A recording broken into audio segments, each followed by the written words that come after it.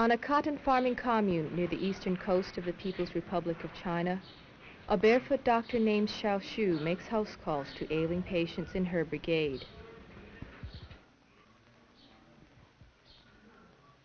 Before the establishment of the People's Republic, medical services were almost non-existent here, as in most agricultural areas throughout China. Malnutrition and epidemics were widespread. In 1949, China had only 20,000 doctors. Today, there are nearly 200,000, and many are working in the countryside. But the main force of the rural healthcare system is the barefoot doctor, a paramedic like Xiao Shu, who provides health and medical services on the farms. The vast improvement in rural health conditions relied greatly on modern medicine, but an innovative usage of traditional resources was China's principal strategy against the age-old problems of disease.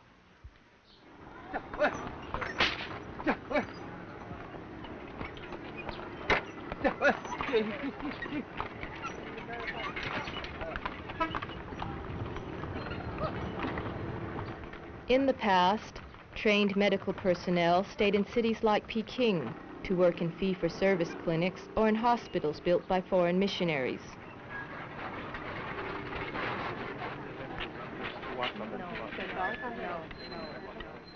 Urban dwellers still benefit from modern medical facilities, such as the Peking No. 2 Friendship Hospital.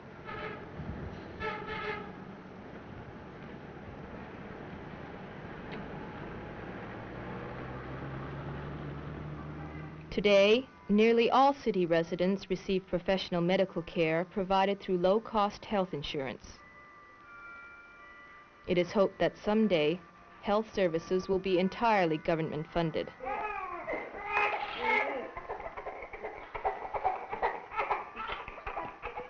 Free medical care for factory workers and 50% coverage for their dependents was made available in the early 1950s.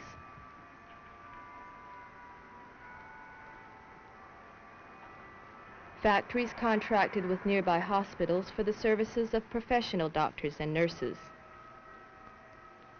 As a result, medical care for workers improved, but it relied primarily on an urban, hospital-based medical delivery system.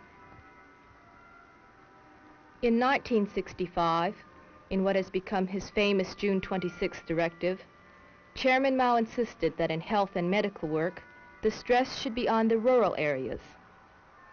China needed doctors not only in the cities, but on the farms where 80% of her population lived. But how could China, relatively poor in resources and medical manpower, provide adequate health services for over 600 million people in the vast countryside? As a result of Mao's directive, 20% of China's medical personnel were transferred from urban to rural areas to provide health services, but their main task was to train locally based paramedics, the barefoot doctors.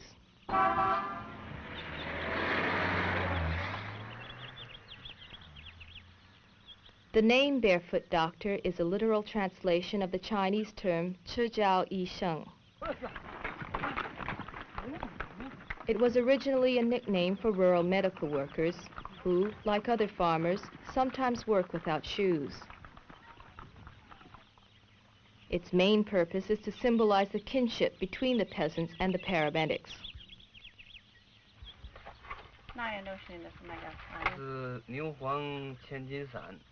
Lao Huang is a barefoot doctor in northern China who spends half of his time working in the rice fields. In his barefoot doctor kit, he carries first aid equipment and some medicines. The number of medicines he can prescribe is determined by his training and experience. Some medicines are manufactured in neighboring communes. Others come from factories in Shanghai.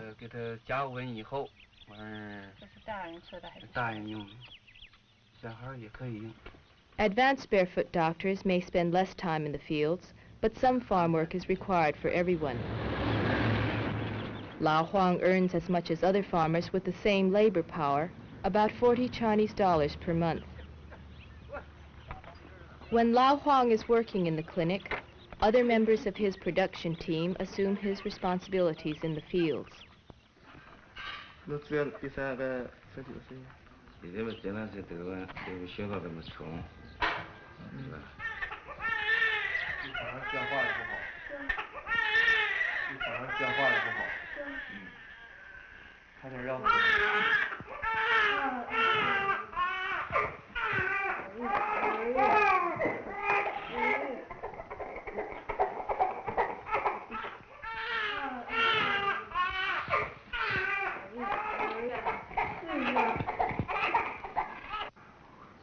All communes are composed of smaller units called brigades.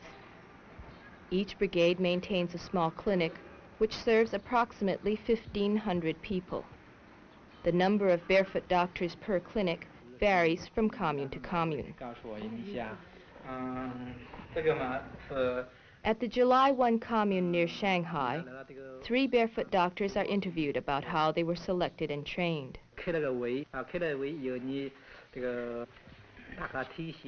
Candidates are nominated at open meetings, then approved by health officials.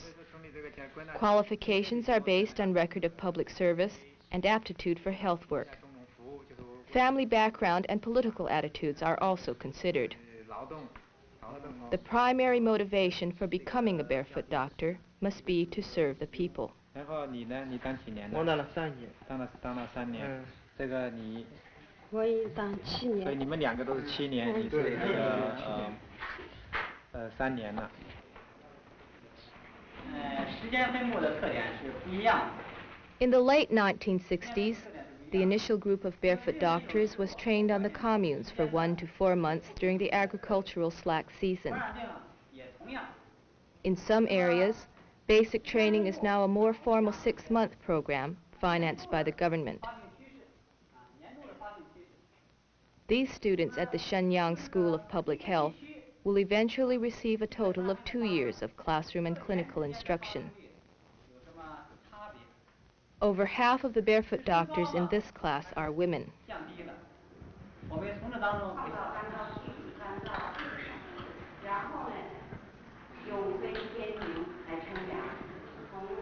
Preventive skills are emphasized, but the students also learn to treat diseases common to their local agricultural areas. They are also trained to recognize symptoms for more difficult cases, which will be referred to full-time physicians at commune or county hospitals.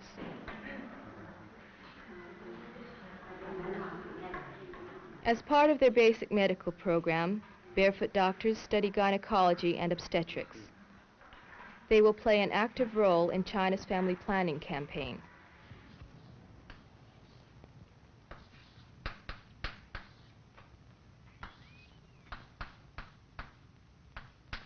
Professional doctors from local hospitals or those traveling with mobile health teams periodically conduct classes for barefoot doctors to upgrade their medical training. Physicians from the People's Liberation Army also supervise continuing education on the communes, most of which is in clinical work and independent study. Although 2 years of cumulative instruction is the goal, some of the most dedicated and talented barefoot doctors will eventually enter medical school and become physicians.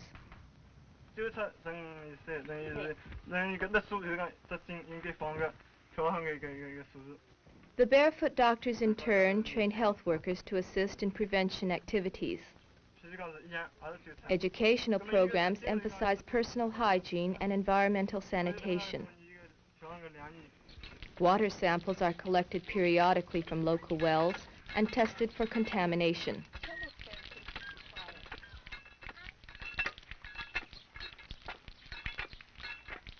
Cholera and other waterborne diseases have been controlled by the paramedics through mass immunization campaigns. But the lasting success of their efforts can also be attributed to an increased concern for sanitation.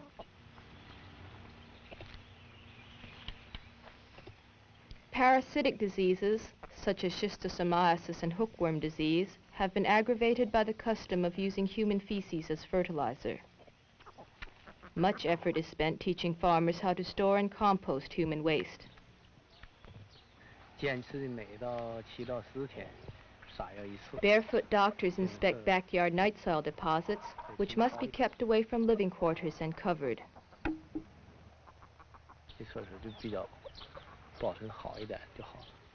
Farmers collect the night soil, which will be fermented or treated chemically before use in the fields.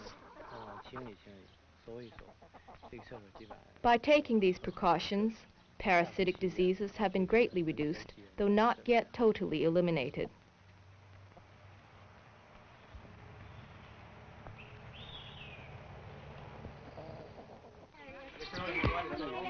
Periodically, entire communities are mobilized to kill disease-causing insects. The national anti-pest campaigns of the 1950s were directed against flies, rats, mosquitoes, bedbugs, and roaches. During the summer, farmers clear rainwater from ditches and spray insecticide to keep mosquitoes away from their homes. Malaria and other diseases have been greatly reduced, but mosquitoes breed in wet rice fields and are still a nuisance.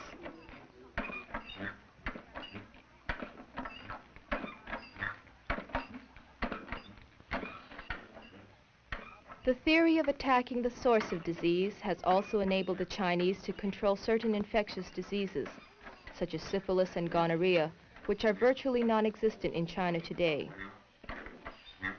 Symptoms were publicized during small group meetings and over the mass media. Affected persons were urged to go for treatment. Health education for the public is a major part of the Barefoot Doctors Prevention Program and China's principal strategy against disease.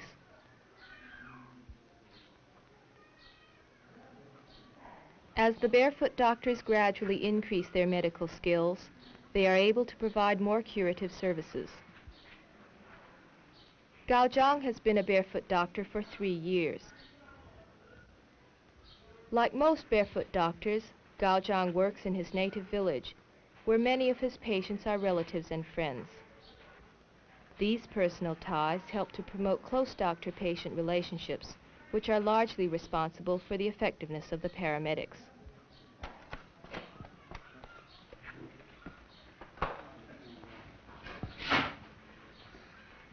The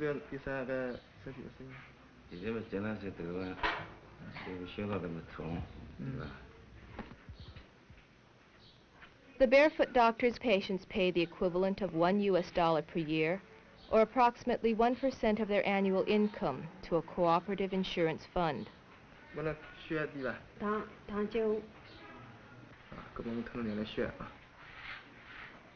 The brigade contributes a matching amount, which pays Gao Zhang's salary. Most, but not all communes have a cooperative health plan.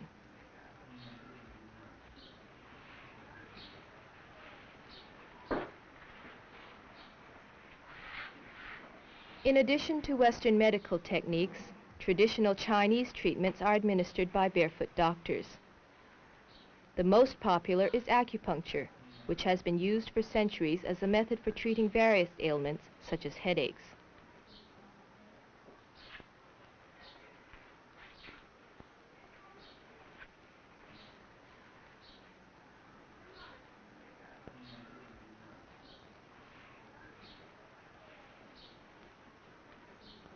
Over 1,000 insertion points are charted and linked by meridians, which once possessed mystical significance.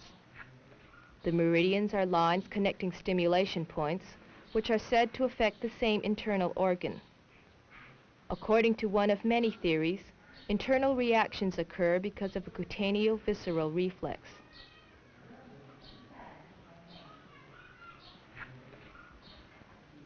The advantages of using acupuncture as an analgesic for surgery were not discovered until the early 1960s, during experiments conducted by Chinese doctors.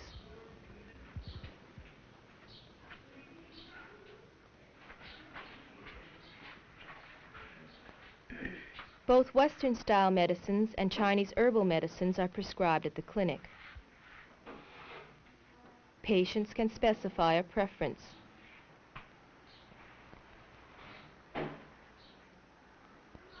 Herbs are grown commercially or collected by the peasants on their days off and sold for additional income.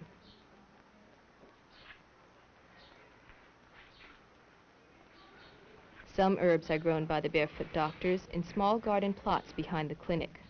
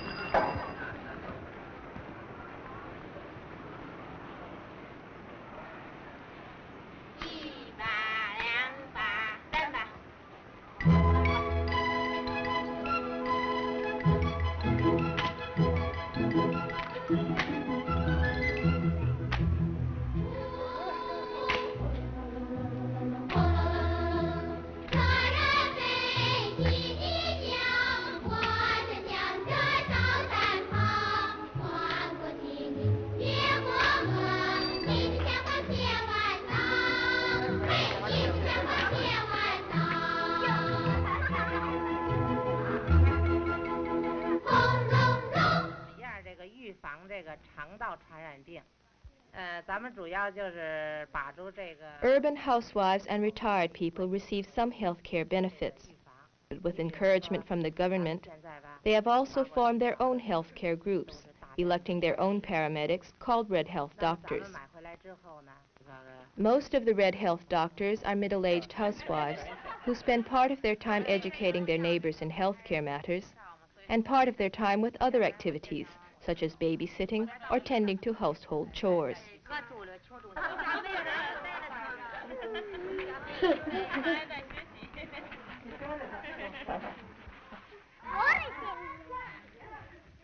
Household tasks may include caring for homegrown ginseng plants and other medicinal herbs.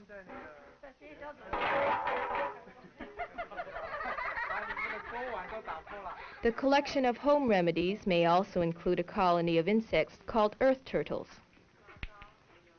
Although their medicinal value is not immediately apparent, the tubia, as the Chinese call them, seem to make good pets.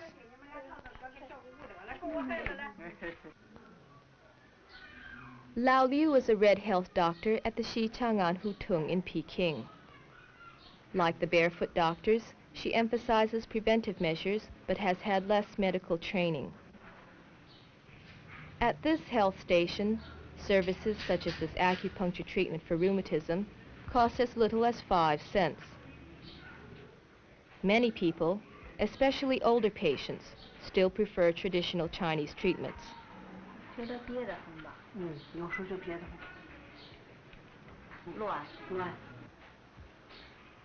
Despite its long history, traditional medicine was ignored by China's Western-trained physicians until Chairman Mao insisted that indigenous medicine should be recognized also. Lao Liu probably knew how to give acupuncture treatments before becoming a Red Health Doctor, but now she is supervised by a trained physician and knows some Western techniques as well.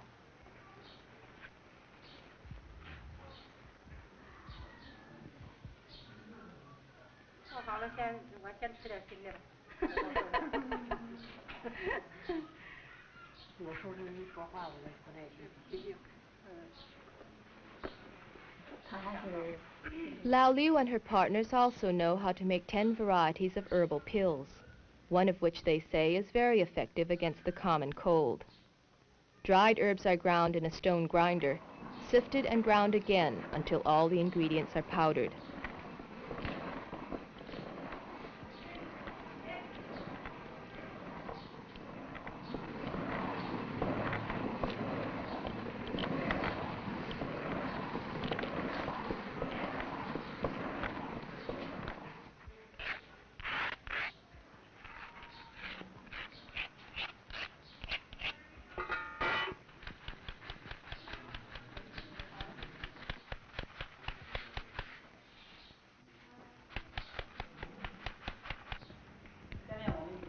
The combined use of Chinese and Western medicine is described by a popular saying, 两条腿走路. China walks on 2 legs, one traditional and one new.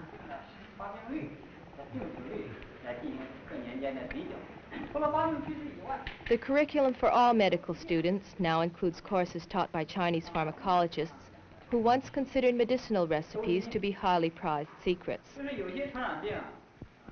Learning to identify all the ingredients can be a difficult task. 它固有的表现出一些。 10% of the students at the Liaoning School of Chinese Medicine are People's Liberation Army soldiers. Nearly half of the other students were barefoot doctors before entering medical school. In 4 years, they will become physicians with a specialty in Chinese medicine and will help train barefoot doctors in the use of herbs and other medical techniques.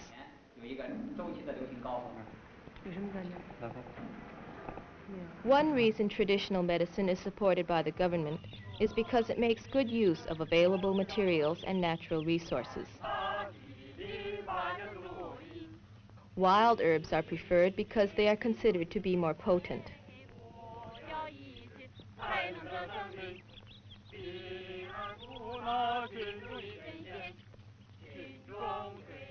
This class of medical students in Shenyang, north of the Great Wall, is collecting herbs in the wheat field surrounding Beiling, the tomb of the father of the first Manchu emperor.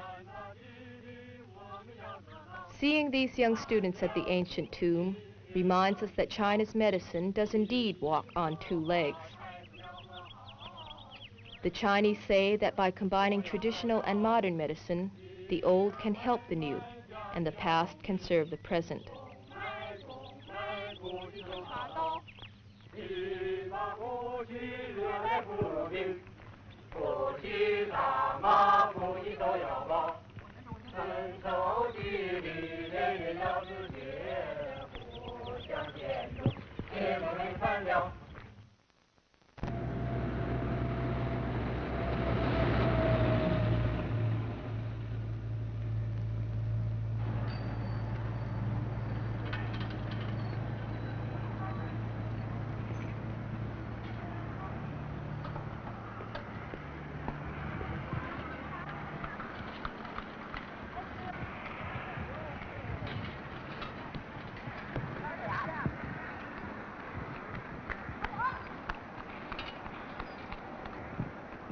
The Liaoning School of Chinese Medicine is one of several medical colleges which specialize in developing new techniques from traditional ones.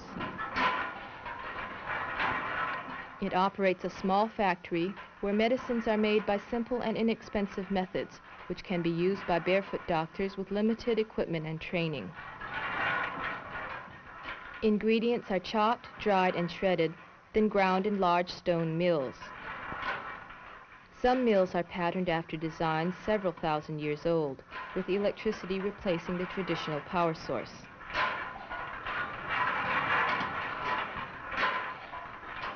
Some of the medicines are made according to age-old prescriptions. Others are new formulas developed by the school's pharmacologists.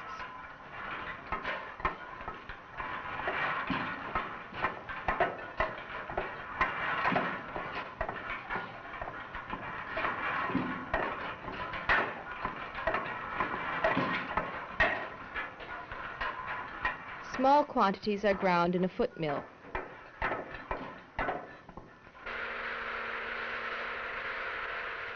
Others are blended and granulated in an air-blown tumbler, or finely powdered and made into tablets. The machines, like the medicines themselves, are made from available materials.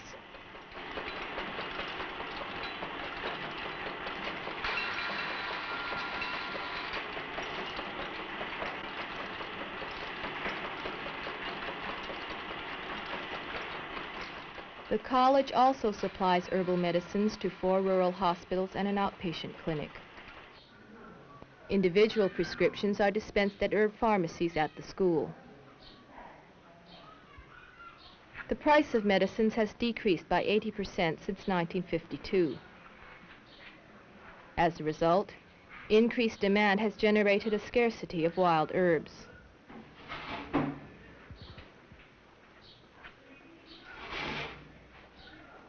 Posters illustrating substances with medicinal value are distributed among the peasants, who can help barefoot doctors gather more herbs.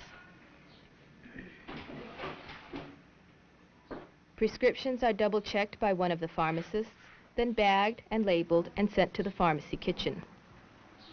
The cost of prescriptions, along with the doctor's bill and other hospital fees, is usually covered by insurance.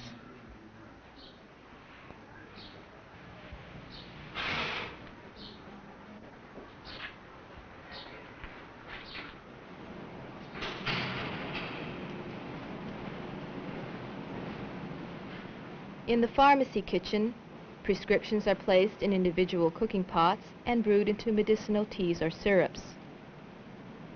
The Chinese phrase for taking medicine is 吃药, to eat medicine, as one would 吃饭 or eat food.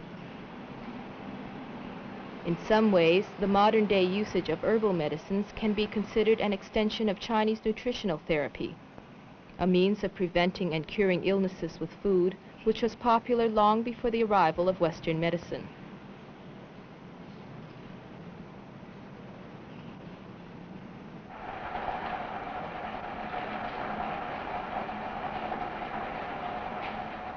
Some herbal medicines are new combinations of traditional ingredients, such as this thick medicinal syrup, which will be made into Chinese-style medicine balls. The formula for this type of medicine, which is somewhat like an aspirin, was developed by herbalists at the school, who are very proud of its therapeutic properties.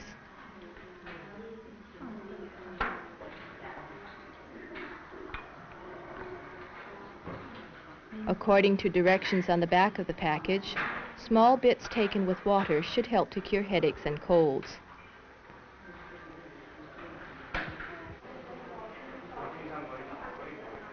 In the school's outpatient clinic, other traditional remedies are tested, then taught to barefoot doctors. One is called Zhuguan, a counter-irritation treatment for rheumatism, in which heated bamboo sections are applied to the skin. Another is Jufa, or moxibustion. Balls of herbs are placed on the skin and lit, causing small blisters to form.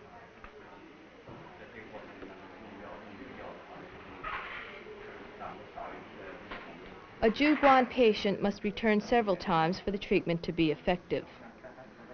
A stimulating suction is created when heated air in the bamboo forms a partial vacuum as it cools.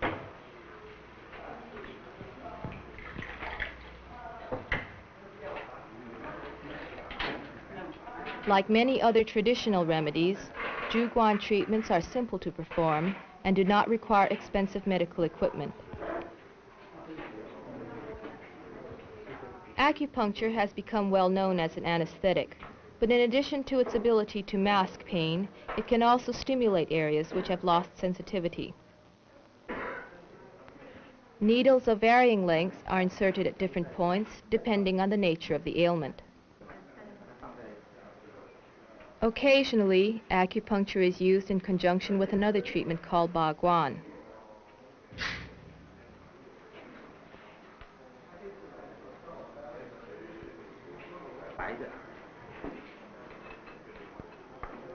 It is similar in principle to Zhuguan, but creates a more powerful suction. Baguan is not uniquely Chinese. It is also practiced throughout the rest of Asia and in the West, where it is known as cupping.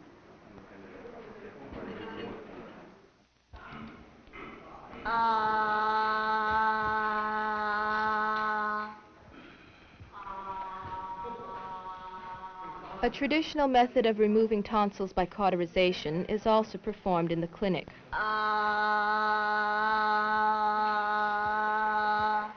Small irons are heated over a flame and dipped in an herbal solution before being placed on the tonsil.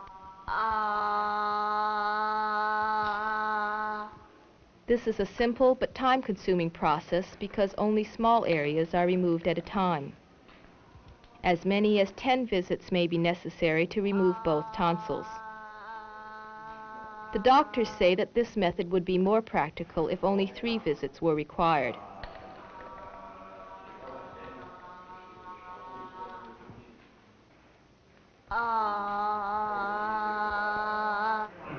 Although most barefoot doctors do not perform dental work, they are occasionally required to extract teeth.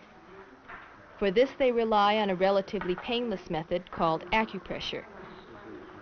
The purpose of this simple technique is to eliminate the need for expensive dental equipment, such as hypodermic needles and Novocaine. The doctor places his hands on the patient's face and exerts pressure on the upper maxillary nerves. This creates a temporary numbness, similar to what happens when one's foot goes to sleep.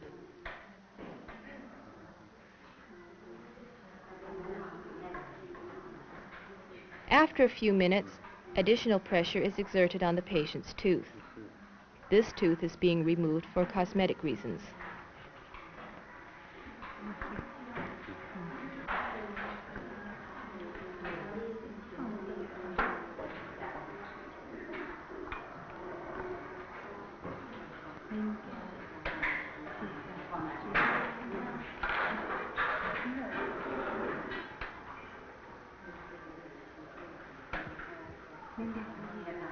After the extraction, an herbal solution is applied to stop the bleeding. This simple acupressure technique is now being used by many barefoot doctors.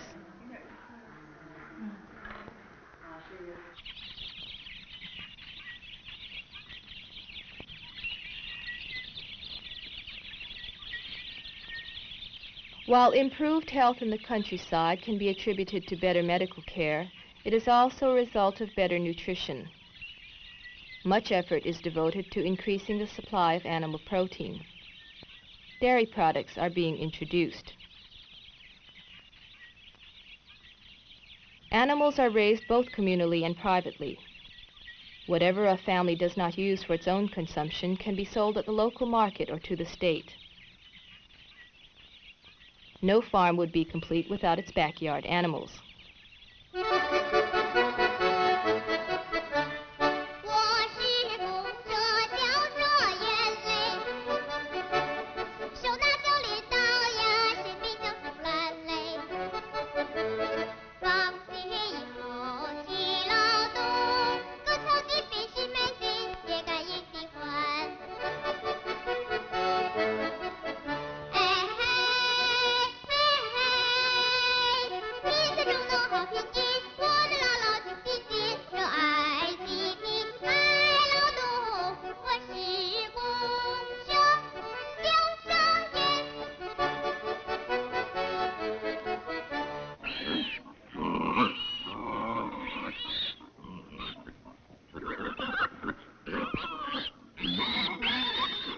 Pigs are bred not only for their meat, but also for their manure, which is the main source of fertilizer.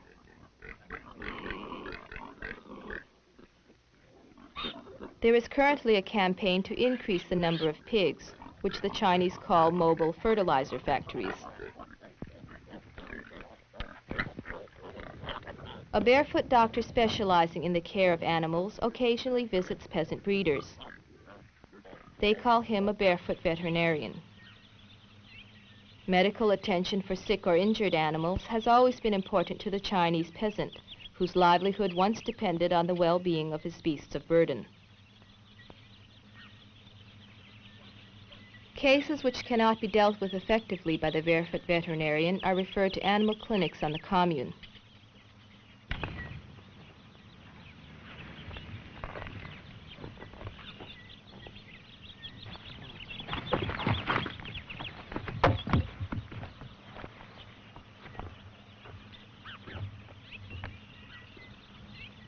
At the animal clinic, veterinarians administer both Western and Chinese medical treatments.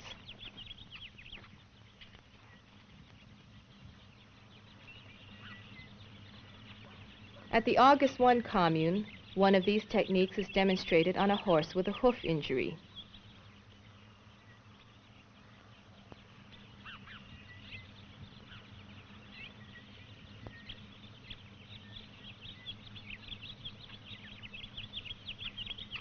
A popular remedy for many human ailments, acupuncture is also used to treat sick animals.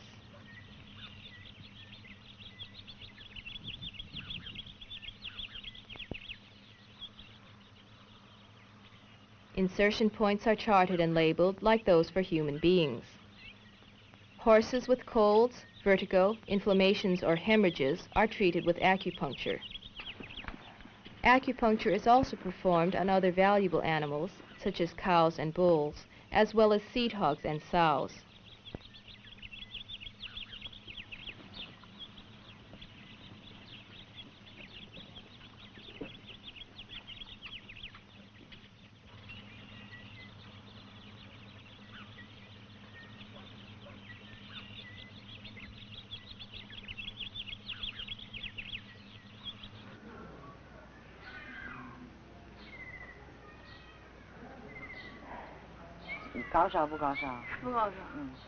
A barefoot doctor specializing in midwifery assists in childbirth as well as prenatal and perinatal care. This midwife is visiting a young peasant mother a week after the birth of her first child.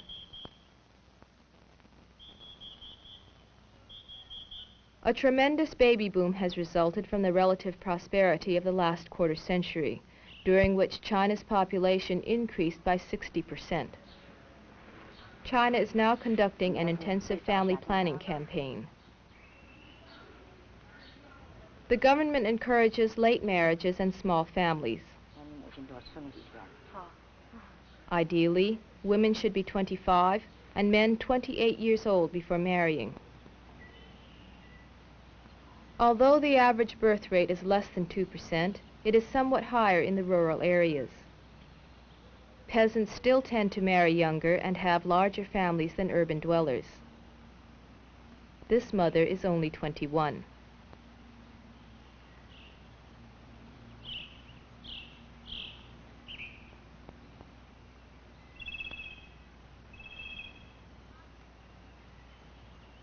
Before 1949, China's infant mortality rate was extremely high. With better living conditions and trained healthcare personnel in the rural areas, infant mortality has been drastically reduced. This 7-day-old baby boy, wrapped in red in the traditional Chinese fashion, can look forward to a long and healthy life.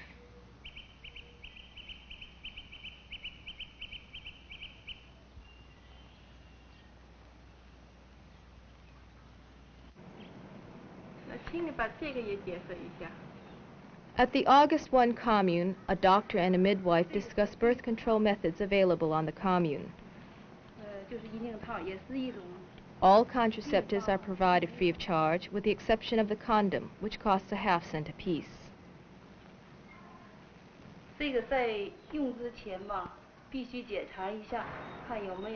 Although they are sold in stores, condoms, like other contraceptives, are available to married couples only.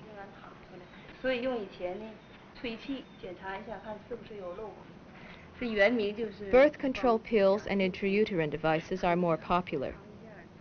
Chinese factories in Shanghai produce more birth control pills than any other country in the world. Other contraceptives, such as the paper pill, are being developed at government research institutes in Peking and Shanghai.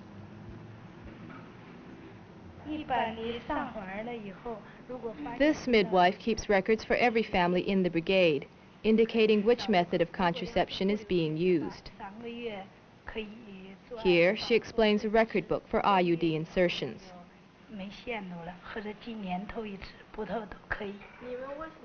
Vasectomies and tubal ligations are encouraged for parents who have completed their families. Patients receive time off with pay during the operation and recuperation period. Abortions may be performed in the event of contraceptive failure. The permission of both parents is necessary, and occasionally that of grandparents as well. Specific birth control information is not available to unmarried people, but the pros and cons of various methods are discussed in a small family planning booklet that newlywed couples receive as a gift from the state.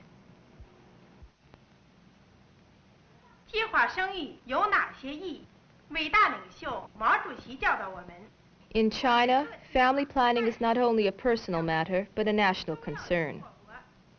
Messages are broadcast over radio and the ever-present loudspeaker.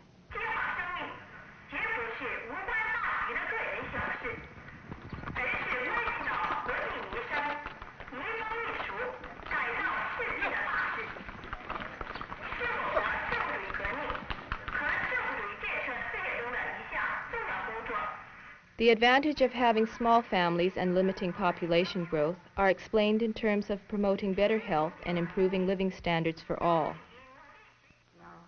Parents should have only 2 children, with a recommended spacing of 4 years. Propaganda work is necessary to counteract the pressures from grandparents to have more children, male babies in particular. 孩子4个月。啊，这孩子以下你就带的花。啊。来过月经吗？没有。这孩子还挺胖的，体个格挺好。Midwives and barefoot doctors also deliver birth control pills to married women on the commune.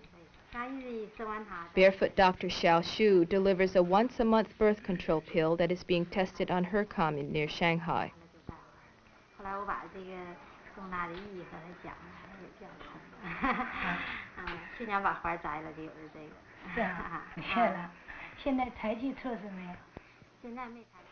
One of the most important aspects of China's family planning campaign is providing jobs for women. Women comprise 80% of the employees at this lock factory. The factory's barefoot doctors keep track of the women's menstrual cycles and deliver birth control pills at the proper time.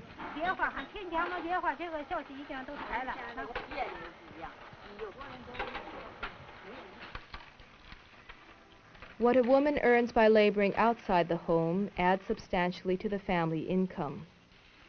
This additional revenue can be used to purchase luxury items such as a bicycle, sewing machine, radio, or watch.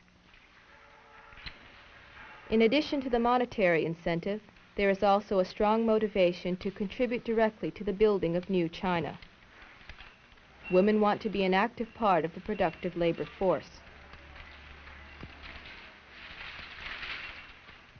Some factories are organized by housewives who produce traditional items such as baskets or crocheted and embroidered goods on a piecework basis.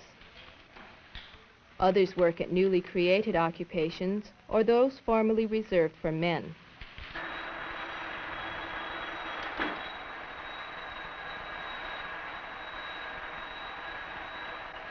Women lathe operators work in small rural factories organized to aid the commune in becoming self-reliant.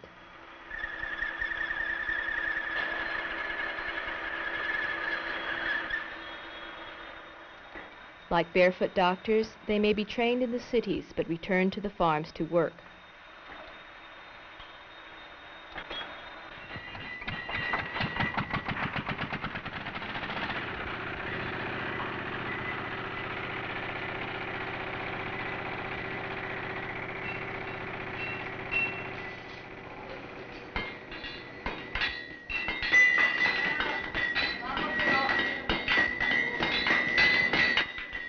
Some of the more strenuous jobs are still performed by men.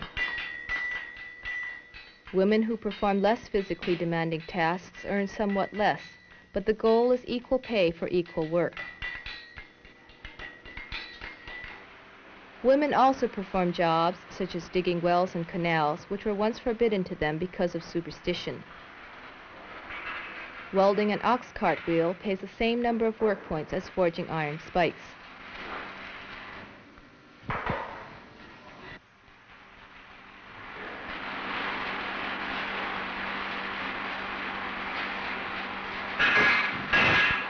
Although the midwives and barefoot doctors play a crucial role in China's family planning campaign, the availability of jobs for women is one of the most important reasons for its success. By keeping population growth in line with the ability to provide medical services, family planning will be a major factor in the future of health care in the countryside.